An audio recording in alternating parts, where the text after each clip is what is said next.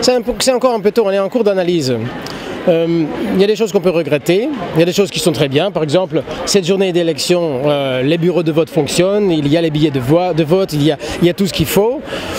Il y a aussi des soucis, par exemple, irrégularités je ne vais pas dire, mais soucis oui, parce que par exemple la distribution des nouvelles cartes d'électeurs s'est faite de manière très incomplète. Il y a beaucoup de gens qui n'ont pas eu leur carte d'électeur, c'est très dommage. Il y a quand même plus d'1 million de jeunes qui n'a pas été chercher sa carte d'électeur, ce qui est très très dommage. Je ne peux pas vous dire ça, on observe, on n'est pas dans le business de prévoir des choses, on regarde ce qui se passe et on tire des conclusions ensuite. Donc je ne peux pas dire ce qui va arriver parce que je ne prévois pas l'avenir, n'est-ce pas? Non, qu'il y a une tension politique vive, c'est justement un signe d'une démocratie vivante.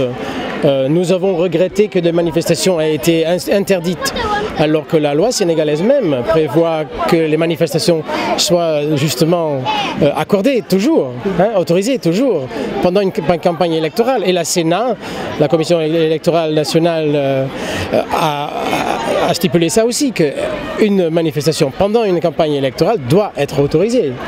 Et voilà, ça on peut déplorer. Ceci dit, la tension politique en soi, rien de nouveau. Je ne suis pas là pour penser ceci ou cela, je suis là pour observer, c'est ce que je fais. Et si fraude il y a, nos 90 observateurs éparpillés dans tout le pays le verront.